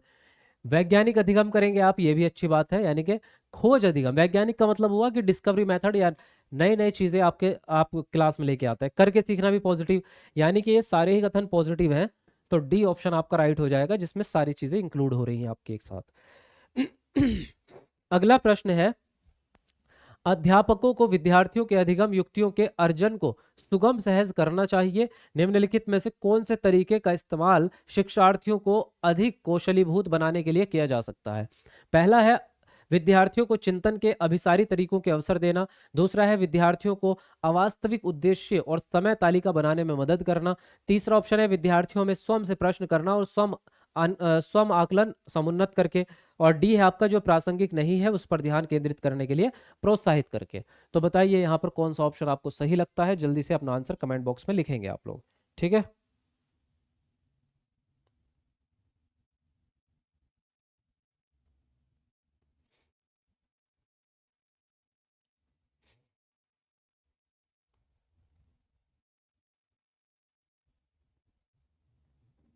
जी, लिखिएगा सब लोग अपना अपना आंसर। और नए बच्चे भाई, अगर कोई नया बच्चा है तो चैनल सब्सक्राइब कर लेना, अगर आप पहली बार चैनल पे विजिट किया है, क्योंकि अभी आपको बहुत सारी अच्छी अच्छी क्लासेस मिलेंगी। अब देखिए इसने क्या कहा आपसे, अध्यापकों को विद्यार्थियों के अधिगम युक्तियों के अर्जन को सुगम सहज बनाना है। यानी विद्यार्थी जब चीज़ सीख रहे हैं तो लर्निंग का जो स्टाइल है उसको आसान बनाना है। तो कौन सा तरीका सबसे बेहतरीन रहेगा? विद्यार्थियों को चिंतन के अभिसारी तरीके के अवसर देना? नहीं, आप अभिसारी देख वो अवसर देख के पॉजिटिव सोच सकते हैं, लेकिन अभिसारी तरीका गलत होता है। अभिसारी का मतलब है कि केवल एक तरीके पे आप टिके हुए हैं, यही ना, केवल एक तरीके से आप काम कर रहे हैं। तो ये हमें नहीं चाहिए, हमें अपसारी वाला चाहिए। दूसरा ऑप्शन है विद्यार्थियों को अवास्तविक उद्देश्य। भाई ऐसे उद्देश्य जो रियल ही नहीं है तो वो क्यों तक रखेंगे हम? आप अपने जो गोल बनाएंगे वो वास्तविक रखो ना, रिलेवेंट रखो, अवास्तविक थोड़ा रखेंगे। विद्यार्थियों में स्वयं से प्रश्न करने और स्वयं आकलन समुन्नत करके, ये ठीक ठीक रहेगा। अगर बच्चा खुद का सेल्फ एनालिसिस करेगा, यानी अपनी जांच खुद करेगा, मैं कितना सीख चुका हूँ, कौन सा चैप्टर मेरा अभी बाकी है, या मैं जो है पढ़ाई कर रहा हूँ तो कौन सी चीज़ों में डाउट आ रहा है, जब आप बच्चा सेल्फ एनालिसिस करने लग जाएगा तब बच्चा अधिगम बहुत अच्छे से करेगा। अधिगम का अर्जन, अर्जन मतलब वही होता है जो आप सेल्फ करते हैं, ठीक है। जो प्रासंगिक नहीं है उस पर ध्यान केंद्रित करके कोई फायदा नहीं है। प्रासंगिक मतलब रिलेवेंट, यानी आपके दैनिक जीवन में उसका प्रयोग है या नहीं, और अगर उसका आपके दैनिक जीवन से कोई लेना देना नहीं है तो फिर वो सीख के आप क्या करोगे? तो सी ऑप्शन यहाँ पर आपका सही हो जाएगा। क्लियर? हाँ जी, एक बार कमेंट करेंगे जरा सब लोग फटाफट से कि यहाँ तक चीजें समझ में आ रही है या नहीं, कोई दिक्कत तो नहीं है, एक बार कमेंट करो जरा। और कौन कौन लोग चाहते हैं 100% सीटेट इस बार इसी अटेम्प्ट में क्लियर करना है, फर्स्ट अटेम्प्ट में, यानी चाहे आपका ये लास्ट अटेम्प्ट हो इसी अटेम्प्ट में क्लियर करना है? एक बार कमेंट कर दो जल्दी से सब लोग। प्रभावशाली समस्या समाधान कारक होने के लिए अध्यापक को शिक्षार्थियों में किसके इस्तेमाल को हतोत्साहित करना चाहिए? पहला है अनुक्रिया समुच्चय, दूसरा कलन विधि, तीसरा अन्वेषण और चौथा है सम्य अनुमान। तो बताएंगे आप यहाँ पर कौन सा ऑप्शन सही होगा? लिखेंगे जल्दी से। 100% पास करना है। Yes sir, yes sir, yes sir जी। 2100 लाइक हो गया है, कॉन्ग्रेचुलेशन सर जी। हाँ 2100 हो गया है, थैंक यू वेरी मच, बहुत बढ़िया।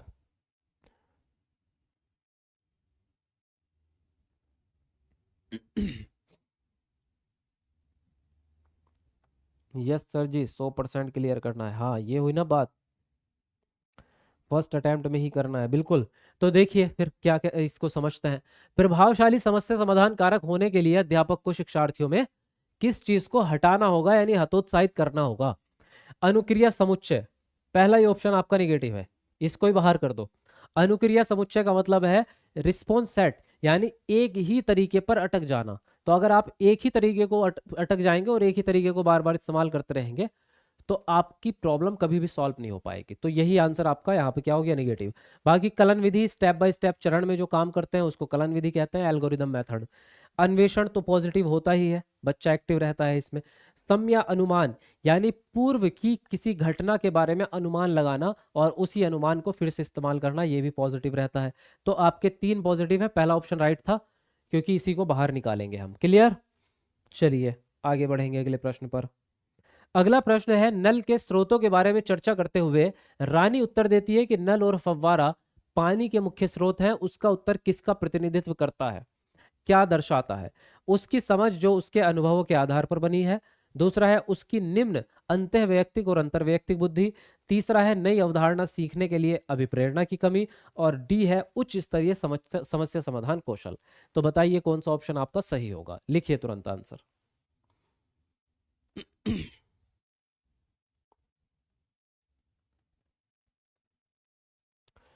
जी फटाफट लिखते रहो सब लोग अपना अपना आंसर, बहुत अच्छा, वेरी गुड।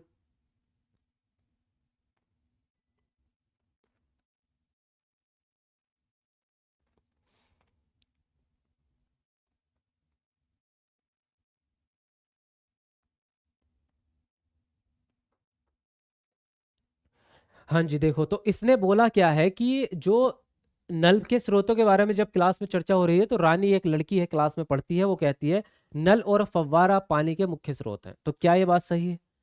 हमें तो लगता है बारिश है जैसे, तो वो मुख्य स्रोत हो सकता है, या फिर जो आपके महासागर है वो मुख्य स्रोत हो सकते हैं, या आपका जो भूमिगत जल है, जमीन के अंदर जो पानी है वो मुख्य स्रोत है। लेकिन उसने वो चीजें देखी ही नहीं है, उसको क्या पता पानी कहाँ से आ रहा है। उसको तो ये लगता है कि हमारे घर में जो नल लगा है उसकी घुमानी है टोंटी और पानी आ जाएगा, काम खत्म। तो जितना उसका अनुभव है, जितनी चीज उसने देखी है, उसी अनुभव के आधार पे बच्चा अपनी बात आपसे कहेगा। तो इस तरह के प्रश्न में ये आंसर राइट होता है कि उसकी समझ जो बनी है वो उसके अनुभव के आधार पर बनी है। इसी प्रकार का एक और प्रश्न 2019 में आया था, और वहां ये पूछा गया था कि एक बच्चा ये कहता है कि दूध जो आता है वो दूध बूथ से, यानी दूध की दुकान से आता है। जो दूध में हम दूध के बारे में जब उससे पूछा गया ना दूध कहाँ से आता है, तो वो कहता है, उसने ये नहीं कहा कि गाय से आता है, भैंस से आता है, बकरी से आता है, उसने बोला दुकान से आता है दूध, दुकान वाला दूध देता है, हमें और कुछ नहीं पता। तो उसका आंसर भी यही सेम था कि बच्चा अपने अनुभव के आधार पे अपना उत्तर दे रहा है, क्योंकि जितना उसने देखा है उतनी उसकी अवधारणा बनी है। ठीक है, तो पहला ऑप्शन यहाँ पर आपका सही हो जाता है। चलिए आगे बढ़ेंगे। अगला प्रश्न कह रहा है आपसे, निम्नलिखित में से कौन सा अधिसंज्ञानात्मक कौशलों का भाग नहीं है? पहला है योजना, दूसरा पर्यवेक्षण, तीसरा है मूल्यांकन और चौथा है निष्क्रिय अनुकरण। बताएंगे आप कौन सा ऑप्शन सही होगा? सब लोग अपना अपना उत्तर लिखेंगे कमेंट में।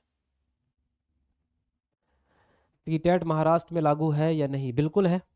लता, हाँ जी बिल्कुल, महाराष्ट्र में आप सीटेट दे सकते हैं।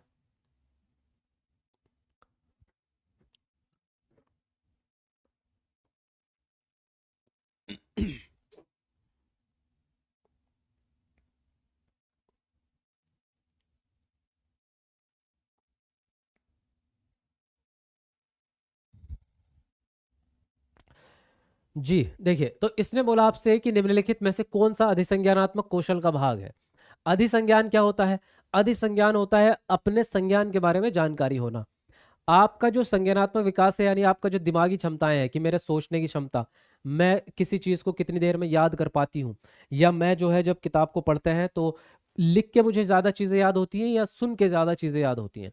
तो ये आपके जो संज्ञानात्मक कौशल है, जब इसके बारे में आप अवेयर हो जाएं तो उसको अधिसंज्ञान कहते हैं। अब देखिए, योजना बनाना आपके दिमाग का काम हो सकता है, यस पॉजिटिव। पर्यवेक्षण हो सकता है, यस, पर्यवेक्षण कहते हैं जांच करने को। मूल्यांकन हो सकता है, आप सेल्फ एनालिसिस करते हैं, अपना मूल्यांकन खुद कर सकते हैं, ये भी हो जाएगा। निष्क्रिय अनुकरण जो है, इसमें आपका दिमाग लगता ही नहीं है, आप तो निष्क्रिय है, पैसिव बैठे हैं, कोई एक्टिव नहीं है ना। तो निष्क्रिय अनुकरण आपके संज्ञानात्मक विकास का हिस्सा नहीं है। तो आपका जो है डी ऑप्शन यहाँ पर राइट हो जाएगा, इसने निगेटिव ही आपसे पूछा है ना। चलिए आगे आते हैं अगले प्रश्न पर। अगला प्रश्न कह रहा है भावनाओं और संज्ञान के बारे में निम्न में से कौन सा कथन सही है? पहला ऑप्शन है अधिगम के लिए रुचि और जिज्ञासा परस्पर संबंध नहीं है, संबंधित नहीं है। दूसरा है अधिगम तार्किकता के अमूर्त संज्ञान के बारे में है। तीसरा ऑप्शन है जानकारी ग्रहण करने के कौशल मनोदशा द्वारा प्रभावित होते हैं। और डी ऑप्शन है निराशा का उच्च स्तर संज्ञानात्मक दक्षता को समुन्नत करता है। तो बताइए यहाँ पर कौन सा ऑप्शन आपका सही होगा? चलिए जल्दी से लिखेंगे आंसर। सर हमें आपसे बात करनी है, प्लीज बस एक बार बात कर लीजिए मेघा मिश्रा। ठीक है, कल दिन में आप कॉल कीजिएगा हमारे ऑफिस के नंबर पर, तो बात हो जाएगी।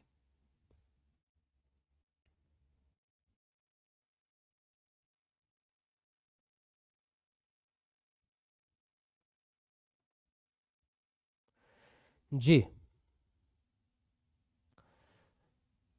लिखिएगा सब लोग अपना अपना आंसर, बहुत बढ़िया।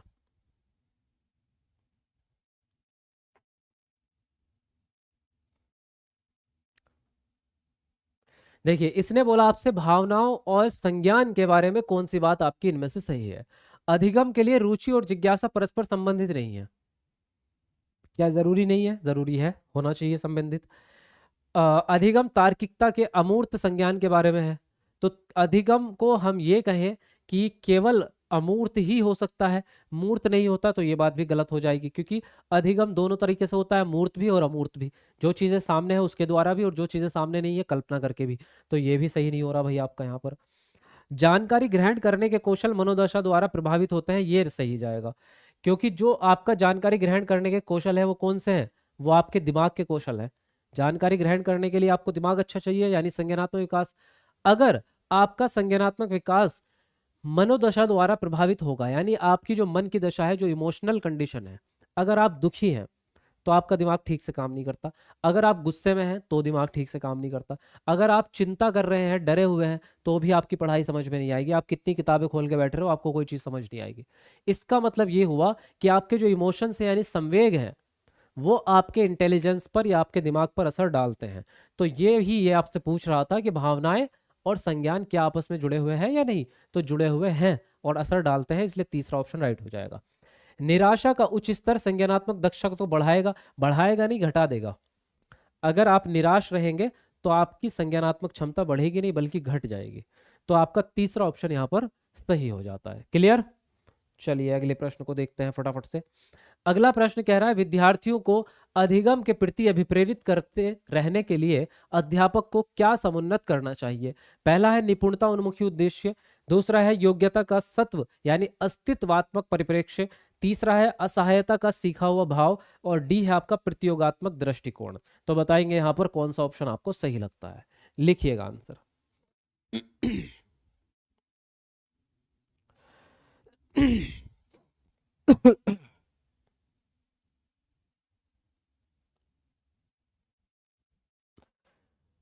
जी लिखेंगे तुरंत अपना आंसर। बस दो क्वेश्चन और है और दो प्रश्न के बाद आपको ब्रेक मिलेगा, ज्यादा चिंता की बात नहीं है, टेंशन ना लो। दो ही प्रश्न है, उसके बाद आपका ब्रेक मिलेगा आपको। और ब्रेक आप आराम से ब्रेक में खाना पीना जो खाना है खाइएगा, रेस्ट कीजिएगा, लेकिन ब्रेक के बाद वापस जरूर आना है, ये अभी प्रॉमिस कर दो मेरे से। कमेंट में जल्दी प्रॉमिस करो सब लोग कि हम ब्रेक के बाद वापस जरूर आएंगे क्लास करने, छोड़ेंगे नहीं। ऐसा नहीं कि ब्रेक करने के बाद सो गए, सोना नहीं है, सो गए तो बस देख लो आपकी किस्मत ना सो जाए फिर। तो हमें मेहनत करते रहना है ना। हमें बाकी लोगों से आगे निकलना है, क्योंकि कंपटीशन हजारों में नहीं लाखों में है भाई साहब। 25-30 लाख बच्चों से कंपटीशन होने वाला है, अगर अभी से मेहनत नहीं करी तो जॉब कैसे लगेगी, जॉब के लिए मेहनत करनी पड़ेगी ना। तो इसलिए आप सबको मेहनत करते रहना है और क्लास पूरी करनी है कंप्लीट, है ना, करनी पड़ेगी यार। मैं भी तो कर रहा हूँ, मुझे देखो, मैं भी तो पढ़ा रहा हूँ ना आपको इतनी मेहनत से। अब देखो, विद्यार्थियों को अधिगम के प्रति अभिप्रेरित करते रहने के लिए अध्यापक को क्या चीज बढ़ानी चाहिए भाई। निपुणता उन्मुखी उद्देश्य, बिल्कुल पहला ऑप्शन बिल्कुल सही है। निपुणता यानी योग्यता, ऐसे उद्देश्य बनाने चाहिए जो हम अपनी योग्यता को बढ़ाने के लिए बनाते हैं, ये सही है। योग्यता को अगर आप तत्व मानते हैं, सत्व का मतलब होता है फिक्स, यानी योग्यता स्थिर है, उसको बढ़ा नहीं सकते, तो फिर आप मेहनत नहीं करेंगे, फिर आप आगे पढ़ाई भी नहीं करेंगे। तो इसलिए ये मानना बिल्कुल गलत बात है आपकी। ठीक है, आपको कभी भी योग्यता को स्थिर नहीं मानना, योग्यता को वृद्धि बोधक मानना है, यानी बढ़ सकती है योग्यता। असहायता का सीखा हुआ भाव, ये भी गलत रहता है। इसका मतलब ये है कि आप निराशावादी हो चुके हैं। जब आप किसी काम को बार बार करके थक जाते हैं, आपसे सॉल्व नहीं हो रहा कोई क्वेश्चन, आप बार बार करे जा रहे, तो आप हार मान लेते हैं, अरे यार मेरे बस की बात नहीं है, छोड़ इसे साले को। तो तब जो वो भाव आता है ना मन में, उसी को असहायता का भाव कहते हैं। इसी को क्या कहते हैं, अधिगम निस्सहायता। तो आपका प्रतियोगात्मक दृष्टिकोण, तो प्रतियोगिता करना तो वैसे भी गलत है आपका, ये तो हम हटा ही देते हैं पूरे सीटेट से। प्रतिस्पर्धा प्रतियोगिता, इसको नेगेटिव टैग वर्ड में डाल दो। तो फर्स्ट ऑप्शन यहाँ पर आपका सही हो जाता है। अगले प्रश्न पे बढ़ते हैं। जी यस सर, ब्रेक के बाद आऊंगी प्रॉमिस कर, बिल्कुल बिल्कुल। Yes sir, yes sir. हाँ आपके कमेंट आ चुके हैं, यस सर आएंगे। बहुत बढ़िया, यही चाहिए मुझे आप लोगों से। और बस ये अभी कुछ समय की मेहनत है, बस 1 से 1.5 साल की मेहनत। 1 से 1.5 साल अगर आप लोगों ने मेहनत कर ली ना मेरे साथ, सरकारी टीचर आपको बना दूंगा मैं। बस जो मैं कहता हूँ वो करते चले जाओ, आपकी मेहनत जो है बिल्कुल आपको सरकारी टीचर बना के रहेगी, और आपके अकाउंट में हर महीने 50-70 हज़ार रुपए आएंगे। देखो, विद्यालयों में बच्चों की सफलता में निम्न में से कौन सा कारक बाधा उत्पन्न करेगा। लचीली समय सारणी, संरचनात्मक शिक्षा शास्त्र, कठोर पाठ्यचर्या, अधिगम हेतु मूल्यांकन। तो बताइए कौन सा ऑप्शन यहाँ पर आपको बाधा उत्पन्न कर रहा है।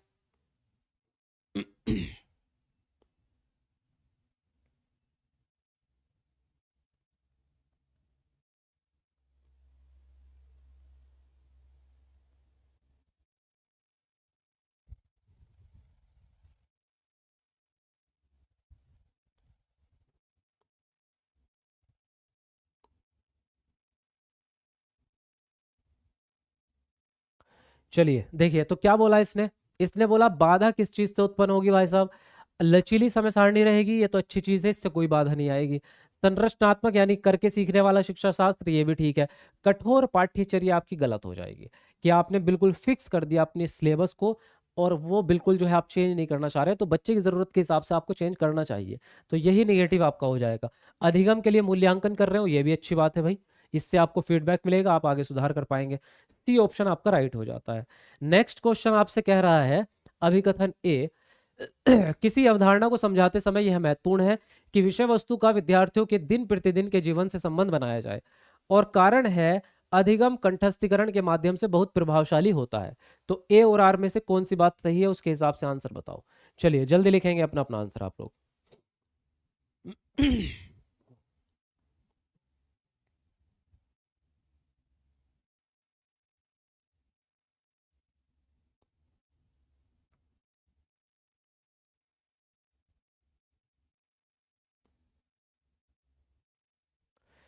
हाँ जी, देखिए तो क्या कह रहा है, इसने बोला किसी अवधारणा को समझाते समय यह महत्वपूर्ण है कि विषय वस्तु का विद्यार्थियों के दिन प्रतिदिन के जीवन से संबंध जोड़ें। ये बहुत बढ़िया बात है, एकदम सही बात है, कि जो भी क्लास में पढ़ा रहे हो वो दैनिक जीवन से जुड़ना चाहिए।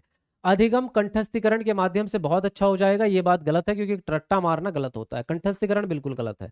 तो आपका ए सही है, लेकिन आर गलत है। ऑप्शन राइट हो जाएगा आपका सी ऑप्शन। क्लियर? तो यहां पर ए सही, आर गलत। ओके जी, चलिए